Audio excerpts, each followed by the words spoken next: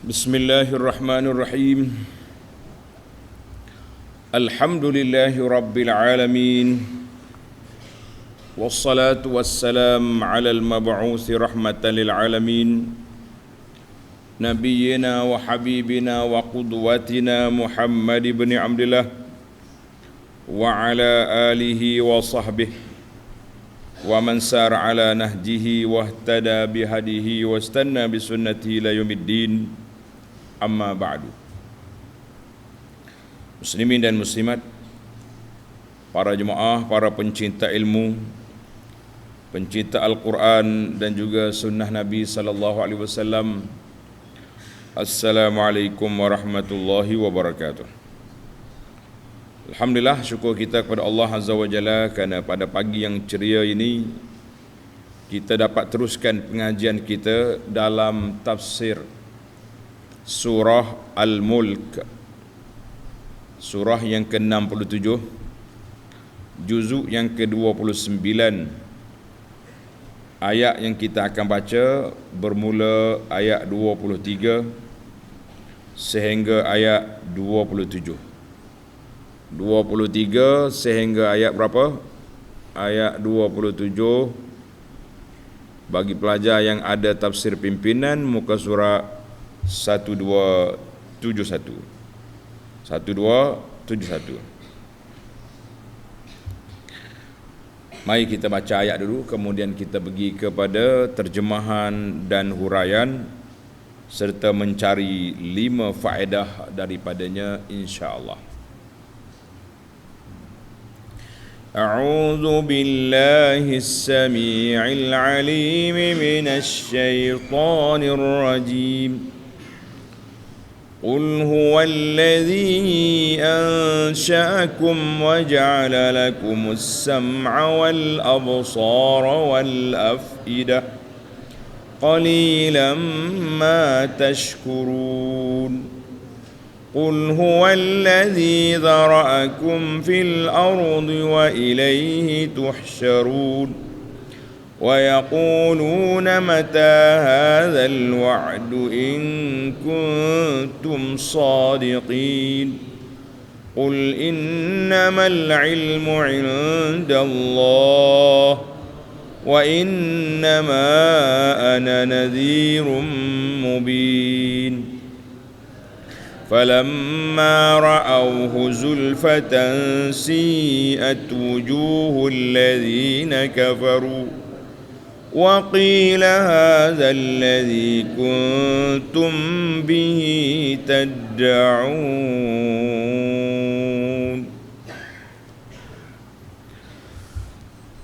Balik kita kepada terjemahan ayat.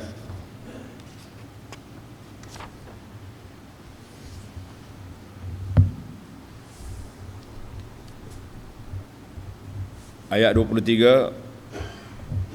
Qul huwallazi ansha'akum wa ja'ala lakumus sam'a wal absara wal af'idah.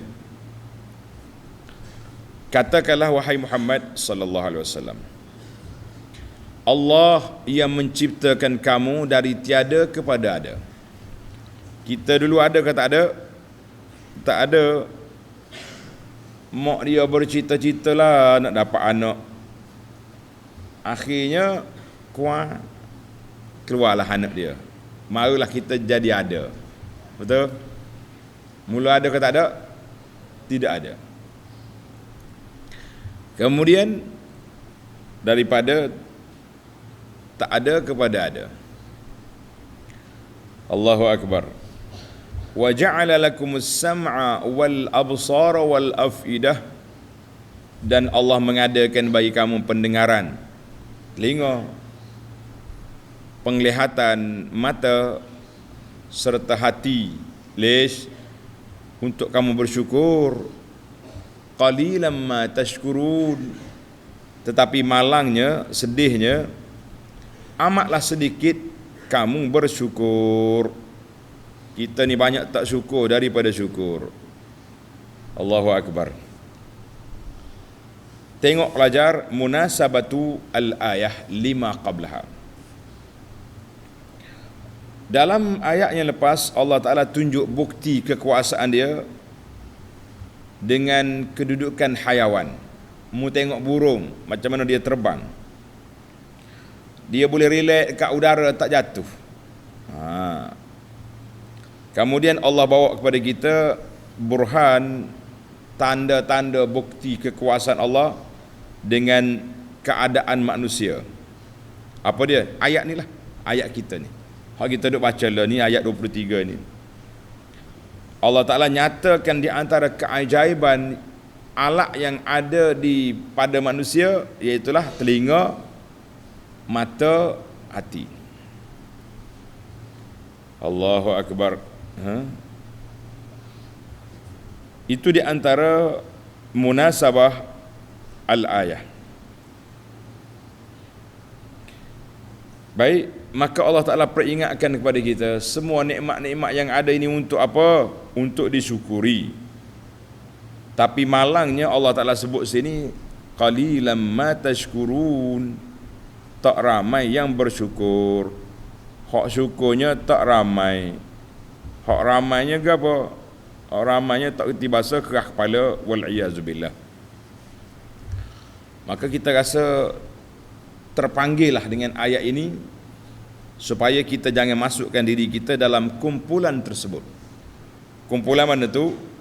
Kumpulan orang yang tak bersyukur. Allahu Akbar. Baik, kita pergi pada tafsir ayat secara ringkas-ringkasnya. Qul huwallazi ansha'akum, katakanlah qul ya Muhammadu sallallahu alaihi wasallam lil musyrikin al mukazzibin.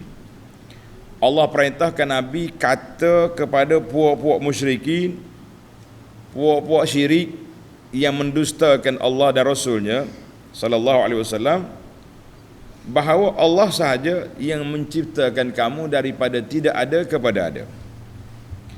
Proses nak jadi manusia itu seperti biasa. Tidak ada lagi seperti Nabi Isa, tidak ada lagi seperti Nabi Adam, yang adanya seperti manusia lain, iaitulah melalui perkahwinan atau perhubungan di antara ibu dengan bapa, itu yang halal, yang rasminya, ataupun melalui perhubungan yang tidak halal tapi di tempat yang tempat bercucuk tanam anak, maka jadi juga anak. Allahu Akbar. Nas'alullaha as-salamata wal afiyah. Kita minta Allah selamatkan kita, keluarga kita, anak cucu kita daripada terjebak dengan fahishah, terjebak dengan munkar yang keji itu, ya Rabbal Alamin. Kemudian Allah peringatkan kepada kita, mu ada, maka kamu kena ada alat untuk menerima ma'rifah, untuk menerima ilmu dan maklumat. Apa dia alat dia? Wa ja'ala lakumus sam'a wal absara wal afidah. Dan Allah yang mencipta bagi kamu as-sam'a, telinga, untuk apa? Litasma'u ayatillah, supaya kamu dengar ayat-ayat Allah. Ni dah ayat Allah tak dengar, duk dengar lagu, dengar muzik, dengar orang mengumpat, dengar orang mengutuk orang, itu yang dia ada. Wal absar, Allah Ta'ala ciptakan penglihatan mata untuk apa? Litanzuru khalqallah, supaya kamu tengok kepada makhluk-makhluk Allah, untuk menguatkan bukti, menguatkan burhan adanya Allah Maha Pencipta. Kemudian daripada dua alat ini, Allah Ta'ala pergi kepada markazut tafkir, pusat kita berfikir, iaitulah hati. Apa khijah hati? Litatafakkaru, supaya kamu berfikir. Wa ta'tabiru, kamu mengambil iktibar. Fima sami'tum wa syahadtum, dengan apa yang kamu dengar, dengan apa yang kamu lihat. Bukan semua kita dengar kena terima, bukan semua yang kita tengok boleh ambil, tapi kita dengar, kita fikir. Sebab kita ada filter penapis kepada apa yang kita dengar, penapis apa yang kita tengok, iaitulah hati. Berfikir, kaji, betul ke salah, yang betul diambil, yang salah dibuang. Itu dia panggil filter penapis. Duduk di mana? Duduk di hati. Tapi kalau hati tak mikir, hati ikut syahwat, nafsu, duduk bercakap kau nak makan dengan bini je, tak ada apa. Masuk belakang hak mana ada tu, dia macam tu sampah je. Semua orang campak dalam tu, dia pun terima belaka. Nas'alullaha as-salamata wal afiyah. Di akhir ayat ini Allah kata apa? Qalilan ma tashkurun. Allahu akbar. Tetapi amatlah sedikit kamu bersyukur. Tak banyak kita bersyukur. Dengan apa? Dengan nikmat yang Allah anugerahkan. Bahkan kita salah guna pula nikmat yang ada. Boleh nikmat harta ke buat kenduri kesyukuran, tapi nampak kenduri maksiat kepada Allah Ta'ala. Bahaya itu. Kalau syukur maknanya kita ikut perintah Allah. Ni dak nampak macam bunyi tajuk syukur, tapi sebenarnya kufur nikmat. Itu yang berat. Ayat yang dibaca oleh Imam saat ni, ayat 9. Summa sawwahu wa nafakha fihi min ruhi. Allah Ta'ala jadikan kita ni, dia tiupnya ruh. Wa ja'ala lakumus sam'a wal absara wal af'idah. Allah jadikan telinga, mata, hati. Qalilan ma tashkurun. Tak ramai yang bersyukur. Sama ayat yang kita baca dalam salat tadi dengan ayat yang 23 yang kita baca lah ni. Allahu Akbar. Jadi yang pentingnya Allah nak bagi peringatan kepada kita, tidak ramai hamba dia yang bersyukur. Allah. Ini cerita dia panggil fuqaha. Cerita orang soleh ni. Dia pergi Mekah. Dia berdoa, Allahumma ja'alni minal qalil. Ya Allah, jadikan aku ni orang sedikit. Ya Allah, jadikan kami ni sedikit. Orang kata tu ayuh ni pening ke apa? Orang nak suruh banyak, dia minta sedikit. Lepas dia tawaf, orang pegang dia. Tu ayah, kenapa minta sedikit? Dia baca ayat, qalilan ma tashkurun wa qalilun min ibadiyas syakur. Tak ramai hamba aku yang bersyukur. Dia kata aku nak jadi, minta Allah jadikan aku dalam kumpulan yang tak ramai itu, orang yang bersyukur. Jadi kita tak payahlah duduk minta lagu tu jadi terbalik. Kita minta Allahumma ja'alni minasyakirin. Allah ya jadikan aku ni hamba-Mu yang bersyukur. Direct gitu selalu. Baik, kita berpindah kepada ayat 24. Qul huwallazi dzara'akum fil ardi wa ilaihi tuhsyarun. Katakanlah lagi, dialah yang yang mengembangkan kamu di bumi. Allah Ta'ala zara'akum ay nasyarakum, sebarkan kamu di muka bumi ini. Tapi ingat, wa ilaihi tuhsyarun, dan kepada Allah kamu akan dikembalikan, dihimpunkan semula. Lah ni kita ada di sini, tak lama lagi kita masuk dalam tanah. Di akhir esok, hari kiamat esok, kita berkumpul balik, jumpa semula lagu lama. Jadi munasabatul ayah, Allah Ta'ala sebut di awal ayat tadi tentang hayawan. Kemudian dia bawa kepada sifat-sifat kita manusia. Ada 3 sifat. Sama, basar, akal. Kemudian bihudusi zati hadzal insan salisan. Kemudian Allah Ta'ala bawa manusia, perjalanan manusia di atas dunia ini berkembang. Dulu tak ramai, sekarang sudah ramai. Maka Allah peringatkan kita, hai manusia, qul, kata qul ya Muhammad sallallahu alaihi wasallam, huwallazi zara'akum fil ardi, ay huwallazi nasyarakum fi aqtaril ardi wa arja'iha. Dialah yang menyebarkan kamu, wujudnya manusia, di benua-benua di atas muka bumi ini. Di pelosok dunia ni ada belaka orang. Orang putih ada, orang hitam ada, orang kelabu ada, orang apa orang pun, jenis orang pun ada. Dia panggil itu manusia di atas dunia ini tersebar luas. Tapi ingat, kamu pergilah ke mana pun, kamu tersebarlah di atas dunia mana pun, wa ilaihi tuhsyarun, kamu semua akan dikumpulkan semula ba'da hadzat tafarruqi wasyatat, setelah kamu berpecah-pecah sana sini, fayab'asukum min quburikum lil hisabi wal jazaa, Allah Ta'ala akan bangkitkan kamu dari kubur untuk berkumpul di satu tempat bagi menerima hisab, kira-kira dan juga balasan. Jadi kita nak suruh Tuhan balas apa kepada kita? Nak suruh balas baik, buatlah baik. Nak suruh balas tak baik, derhakalah kepada Tuhan. Itu je pilihan di tangan anda. Pilihan duduk mana? Pilihan di tangan anda. Jangan duduk memikir pelik-pelik. Baiklah, Allah Ta'ala cerita pula tentang kerah kepalanya puak kafir. Tak dengar kata, dia lawan pula. Tengok ayat 24, ayat 25 dah. Wa yaquluna mata hadzal wa'du in kuntum shadiqin. Dan mereka yang engkar itu berkata, dia respon balik. Nabi ajak dia jadi baik, beriman, dia jawab. Dia kata apa? Mata hadzal wa'd.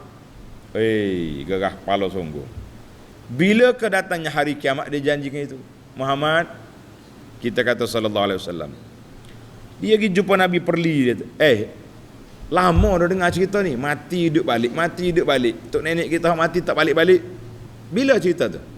Itu dia panggil ayat sarkastik, ayat Perli, nak menghina Nabi sallallahu alaihi wasallam. Ai wa yaqulul musyrikun, berkatalah puak-puak kafir, mata yakunu ma ta'idunana minal hasyri ila Allah. Bila nak berkumpul depan Tuhan tu, bila? Lama dah tunggu ni. In kuntum sadiqin, jika betul benar kamu orang yang benar. Kalau kamu betul orang yang benar, mananya? Duk mana orang tu? Bila nak jumpanya? Duk main tanya tu. Maka Allah ajar kepada Nabi sallallahu alaihi wasallam dan juga kepada kita dalam perkara gaib yang kita tak tahu. Hari kiamat ni siapa tahu?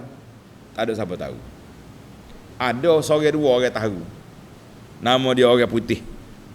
Orang putih nama berapa dah? Dia tulis kiamat ni berlaku pada tahun 2000. 12 ke berapa dulu. Ni ada juga ni tu ayah ni, dia kira dalam kitab apa tahu? Umur dunia sekian-sekian, kiamat akan berlaku pada tarikh sekian. Kita kata awak lebih bijak, lebih cerdik daripada Jibril, lebih hebat daripada Nabi sallallahu alaihi wasallam. Nabi tak tahu tarikh, Jibril pun tak ada tarikh, awak tahu tarikh. Hebat. Ini semua dipanggil tarikh tok bomo berlaku. Jangan duk percaya ke dia. Mana ada orang tahu kiamat bila? Maka bila benda yang tak tahu, kita kembalikan jawapan dia kepada ilmu Allah. Tengok ayat 26. Qul innamal ilmu indallah. Qul ya Muhammad sallallahu alaihi wasallam, katakan wahai Muhammad, sesungguhnya ilmu pengetahuan tentang masa kedatangan kiamat itu hanya ada pada sisi Allah. Tak ada. Bila kiamat, Allah saja tahu.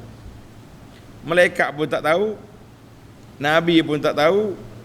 Hak tahunya siapa? Tuk bomo kaki kelentong. Tahu dia.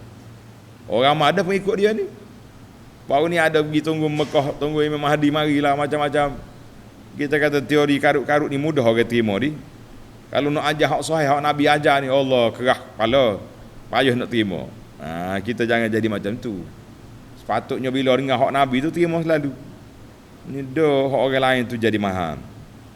Allahu Akbar. Apa Nabi kata? Tengok ayat ni awal. Wa innama ana nadhirum mubin.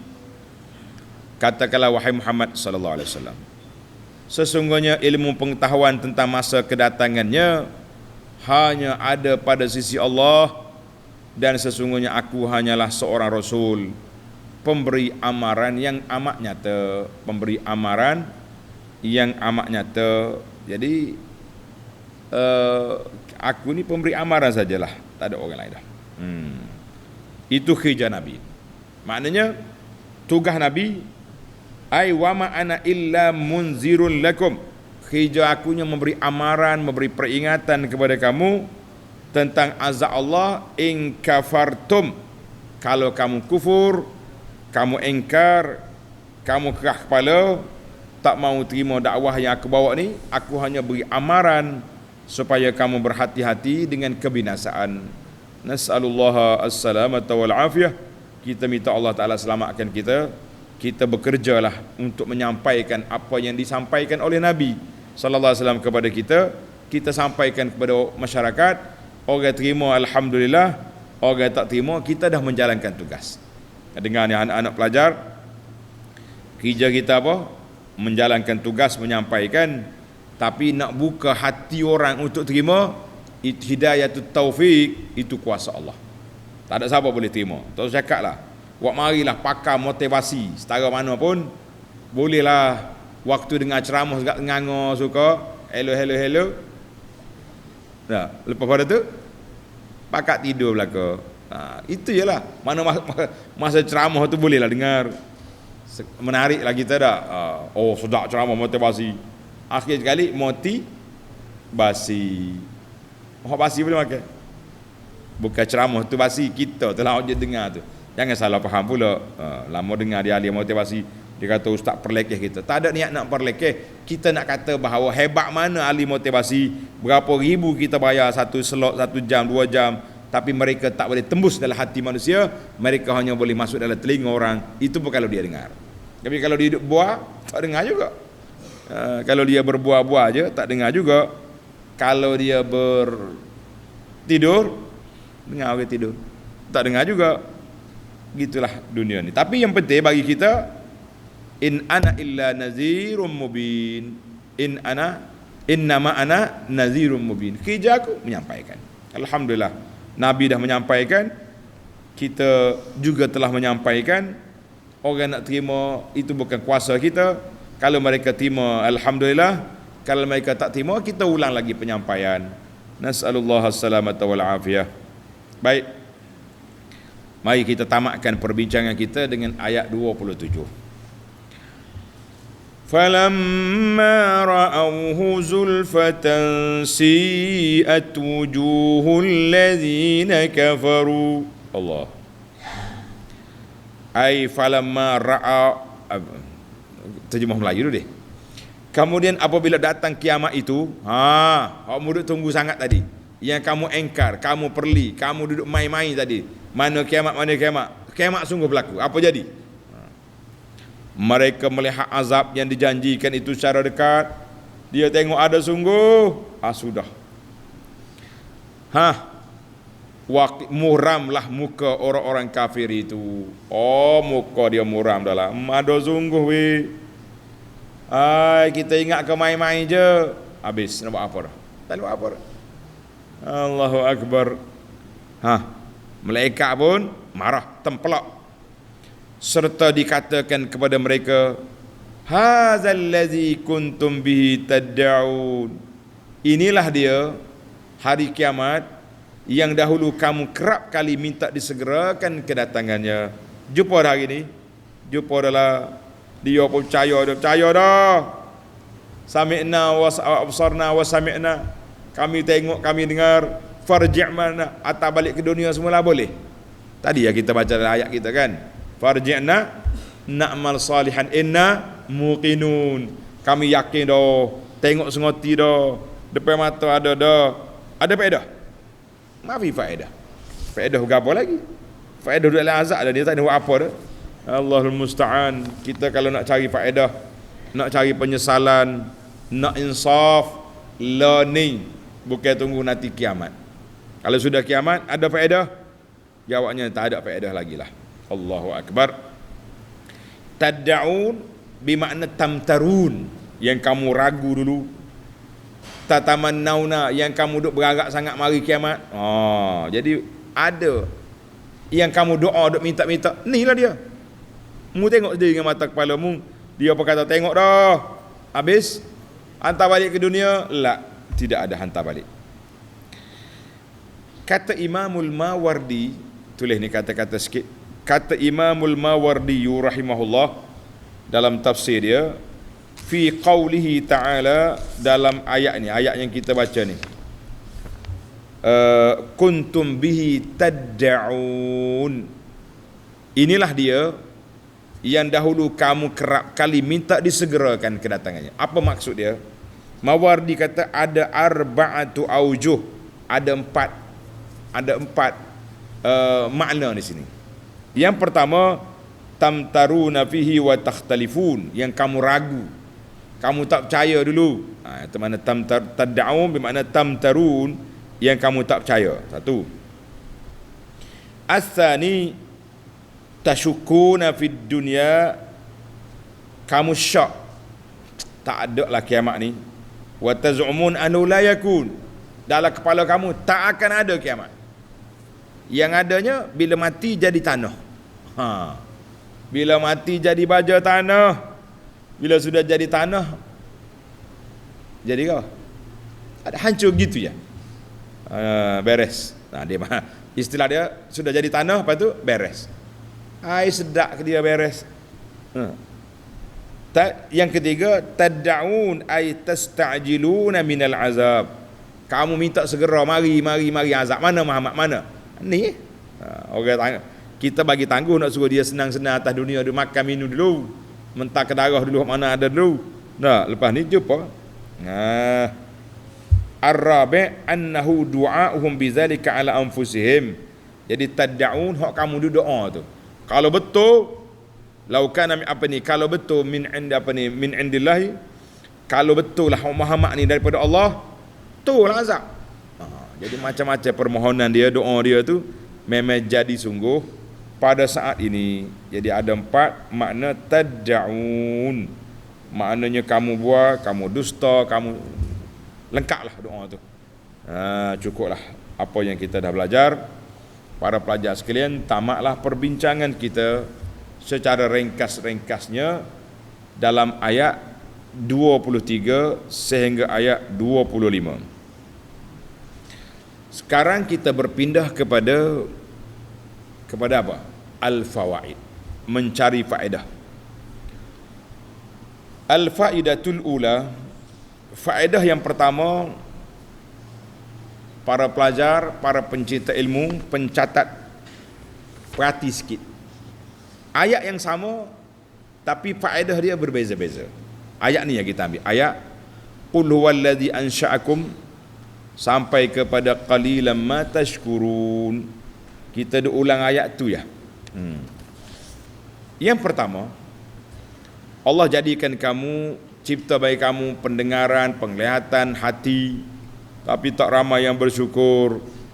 Tulis. Faedah yang pertama, ayat ini menunjukkan kepada wajib bersyukur dengan nikmat yang Allah anugerahkan. Syukur itu mengikut kategori nikmat. Tulis. Syukur mengikut kategori nikmat. Orang ada telinga, apa telinga untuk apa? Telinga ni digunakan untuk 2 kegunaan. Yang pertama untuk dunia, yang kedua untuk akhirat.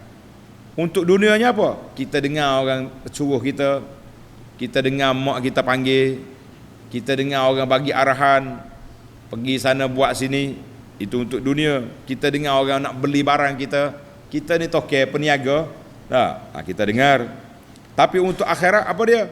Kita dengar Al-Quran, kita dengar hadis, kita dengar nasihat, kita dengar khutbah yuqarribu ilallah, yang boleh mendekatkan kita kepada Allah dan menyekat kita daripada perkara yang haram. Itu makna nikmat pendengaran itu, dengar hak molek, jangan dengar hak mengarut. Ni tidak hari ni manusia, buka Quran celek mata, buka lagu terlompat selalu. Tak kira dah hari ni di mana saja pun. Allahu Akbar, dalam majlis mana pun muzik tak lepas. Ustaz-ustaz kita pun tak mudah juga main TikTok masuk muzik. Nak mula mengajar Quran dengan muzik, nak mula ceramah dengan muzik. Kita kata saya cukup tak selesa, tuan-tuan buat perangai lagu ni, jangan. Kemudian mata sama juga.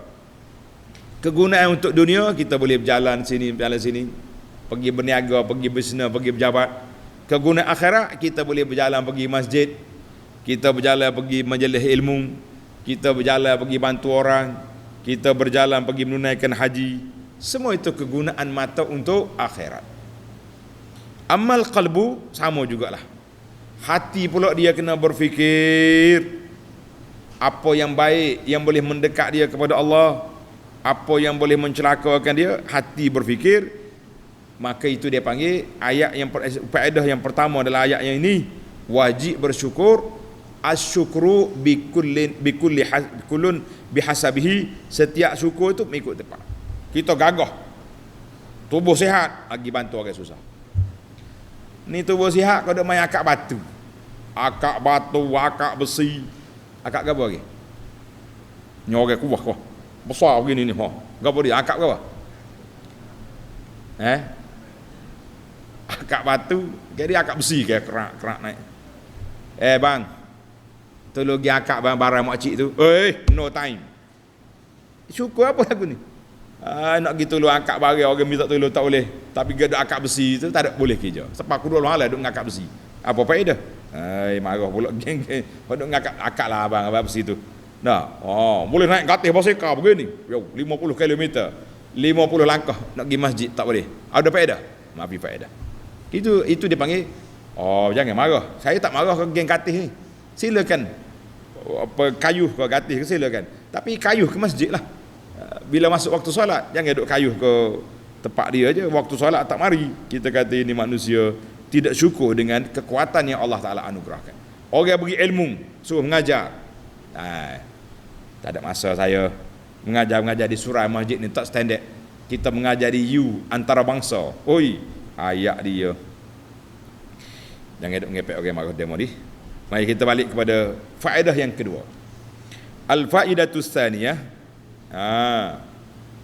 Ayat yang sama, qauluhu ta'ala qul huwallazi ansha'akum wa ja'ala lakumus sam'a wal absara wal afidata qalilan ma tashkurun. Kata ulama, ayat ini memberi perhatian yang cukup halus, yang cukup teliti, iaitulah Allah Ta'ala beri kepada kita 3 kekuatan asas dalam kehidupan manusia. Apa dia? Telinga, mata, hati. Habis, apa yang kita nak faham daripada faedah ni? Tajuk ianya, jangan salah guna. Jangan salah guna kekuatan ini. Dia kata apa? Allah Ta'ala beri pada kamu 3 anugerah panca indera ataupun alat ini. Allah merupakan kekuatan yang cukup mulia. Al-Quwa Asy-Syarifah, kekuatan yang cukup mulia. Sebab apa? Bila kita ada telinga, kita boleh dengar benda-benda yang baik. Bila kita ada mata, kita boleh tengok benda yang baik. Kita ada hati, kita boleh tengok, boleh berfikir baik. Lakinnakum dayya'tumuha, tapi kamu tak guna. Dengar Quran, lari. Tengok benda-benda baik, Islam tak mau terima. Islam teroris. Allahu Akbar. Mari dalam hati tak mikir. Dia mikir macam mana nak kaya, macam mana nak dapat kedudukan, bagaimana nak tindah orang, bagaimana, itu je dia fikir. Maka kita mengatakan bahawa 3 ini merupakan alat yang besar, tapi disalahgunakan oleh ramai orang. Sebab tu Tuhan kata qalilan ma tashkurun, artinya ramai orang menyalahgunakan alat yang ada ini. Sekarang ni orang ngaji bijak-bijak, mengaji pandai, mengaji IT, mengaji belaka, tapi kerja dia tipu orang ya. Kuat sungguh sehari 2 ni. Dia panggil bahagian scammer, dia panggil scammer. Kuat tak kuat? Pagi-pagi telefon lah. Awak ni ada saman lah, ada tu, ada ni. Kita kata tu sudut mengarut lah. Kalau banyak kerja sangat, tak ada kerja, awak baca Quran. Dia pun letak telefon. Pak cik ni backing, dia kata ni. Jangan duduk layan dia. Layan cari faedah dulu. Mocik ni. Mocik kita ni. Ada orang mari, kono-kononya nak beri rumah ke nak beri tanah. Nak lah. Dia berjalan apa gogek-gogek nak talutut dah. Kalau mocik nak, kena mari bayar dulu 2,000 muka. Tak ada duit tu, lengah besar gelar tu bagi orang tu nyabui. Dengar ni makcik jangan duduk percaya kau orang mengaku. Baik we ke tabur masjid boleh faedah. We ke scammer buat apa? Nah, ini masalah kita. Maknanya menyalahgunakan nikmat yang ada, dayatumuha, menyebabkan dia tidak berfikir, seolah akal dia mandul, tidak ada tentang kebenaran, tak terima. Yang ketiga, Allah Ta'ala nyatakan wa ja'ala lakumus sam'a wal absara wal afidah. Tiga ini adalah merupakan tempat tanda. Faedah yang ketiga, tiga alat ini adalah merupakan tempat dan jalan untuk makrifah. Jalan nak dapat ilmu, jalan nak mendapat kepahaman melalui tiga jalan. Yang pertama melalui mata ataupun telinga dulu. Kita tengok tartib Quran. Allah Ta'ala bawa dalam Quran wa ja'ala lakumus sam'a, dia mula dengan telinga. Kita mula belajar dengan mata ke dengan telinga? Dengan telinga. Dalilnya waktu awak mula-mula lahir, kuak duk tiak dah. Mak dia panggil, "Hey baby, ibu ada ni." Senyap lalu dia dengar. Lama-lama dia celak. Sama juga kita pergi masuk sekolah. Mula-mula kita belajar, cikgu ajar, suruh ikut belakang. Bata sajaha, lepas tu tulis. Itu dia panggil telinga dulu. Sebab itulah ulama Ahlus Sunnah berbincang, mana hebat telinga dengan mata. Mana hebat telinga dengan mata. Ahli falsafah kata mata lebih kuat. Sebab mata boleh tengok warna-warni, tengok orang celik, tengok orang tidur, nampak belakang. Nampak tak nampak? Nampak. Ahli syariah kata la, as-sam'u aqwa, telinga lebih kuat. Sebab telinga ni dia boleh dengar dalam gelap, dalam cerah. Orang duduk belakang, duduk depan, duduk atas, duduk bawah, dengar tak dengar? Dengar. Tapi mata dia boleh tengok depan dia je. Cuba mu tengok belakang. Tengok ni. Mana? Ni belakang. Tak nampak. Jadi ada cermin. Mana maka kita mengatakan mata lebih kuat daripada telinga lebih kuat daripada mata. Sebab itulah ramai ulama-ulama besar di kalangan orang yang buta, tapi tak ada orang yang pekak, orang yang tuli. Nak masukkan ilmu, duk main belajar dengan tangan begini ya. Allahu a'lam. Maka kita mengatakan bahawa tiga jalan ini tariqu, dengar ni, al-afidah, hati adalah merupakan tempat faham. Tempat kita nak faham duduk di hati. Tariqul fahmi, jalan nak faham duduk di mana? Duduk di telinga dengan mata. Itu dipanggil alat, panca indera. Kita kena ingat molek. Dengar ni awal. Bahaya telinga dengan mata, dengan hati, dengan mulut, mana bahaya? Telinga dengan mulut. Bahaya mulut ke bahaya telinga? Contohnya awak salah makan, keracunan makanan. Berapa hari masuk hospital? 3 hari seminggu. Makan ubat antibiotik. Doktor kata makan berapa dia ni? Haram. Dah, makan haram. Orang sakit perut dia bagi haram. Haram ni kita bakar sini, Jepun buat ubat. Tu dia. Lepas seminggu relax. Boleh makan semula. Tapi hok masuk dalam telinga, dia keluar ke tak keluar? Tak keluar. Sebab tu ada orang kata, dia ni lah kata ke aku dulu tak baik. Bila? 30 tahun dulu. Masih melekat dalam telinga. Tapi kalau salah makan, pergi tandah boleh 10 kali, sesat. Minum air garam, makan arang, dah. Itu dia panggil bahayanya telinga. Sebab itulah para pelajar, kita tak boleh beri peluang kepada anak-anak yang baru belajar ni dengar benda ajaran-ajaran yang karut-karut, tak boleh. Ajaran yang karut tak boleh dengar. Sebab dia lekat dalam telinga. Jadi kita kena beri hak betul, yang benar, yang sahih. InsyaAllah itulah usaha kita untuk memberi maklumat, kepahaman kepada pelajar-pelajar kita ni supaya dia dengar yang baik. Yastami'unal qawla fayattabi'una ahsanah. Dia dengar hak molek, dia ikut hak molek. Tapi kalau dengar hak buruk, dia tak ada penapis, tak ada filter, dia terima belaka. Jadi hati-hati kita. Sebab itulah dia kata, ulama Ahlussunnah kata, at-tahzir min mujalasati ahlil bid'ah. Amaran daripada duduk dengan ahlu bid'ah Sebab racun bid'ah tu lebih bahaya daripada racun yang lain lagi. Masuk dalam telinga dia dengar, oh bahaya. Baik, kita pergi kepada faedah yang keempat dah awal. Jangan aku nak habis dah. Faedah yang keempat, wa yaquluna mata hadzal wa'du in kuntum shadiqin. Kafir mari. Muhammad, dia katalah, kita kata Rasulullah sallallahu alaihi wasallam, bila hak janji tu bila? Dah tanda dibaca. Bayanul asalib allati yaqum biha du'atul batil. Pengikut-pengikut ajaran batil, mereka sentiasa mencabar ahlul haq. Dia cabar ahlul haq, dia panggil at-tahaddi. At-tahaddi. Dia tahu bila berlaku kiamat, bila berlaku, tak ada orang tahu. Yang tahunya Allah Azza wa Jalla. Tapi dia kerah kepala juga, mari tanya juga Nabi, duk asak juga, duk attack juga, bila? Sebab itulah Nabi alaihi wassalatu wassalam, dia tak jawab. Dia kembalikan kepada ilmu Allah Azza wa Jalla. Dia kata apa? Qul innamal ilmu indallah. Bukan aku tahu, Allah Ta'ala yang tahu. Musabarlah. Allahu akbar. Sabar, tapi tak sabar apa dia? Sebab tujuan tak sabar nak attack. Kita hari ni sama juga, tak? Bila orang tu janji, nampak macam tak tertunai janji, apa kat tanya? Bila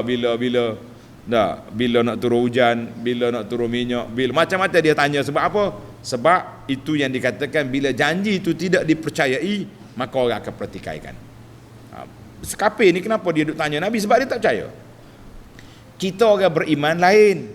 Oleh kerana kita percaya dengan janji Allah Azza wa Jalla, percaya dengan janji Nabi sallallahu alaihi wasallam, kita bukan tanya bila, kita duk bimbang, adakah persiapan yang kita buat sudah lengkap, mantap ke tidak bekalan kita ke akhirat. Kalau tak mantap lagi, ni waktu hidup ni lah kita nak buat bekalan. Kalau sudah mati ada bekalan? No, tidak ada bekalan lagi.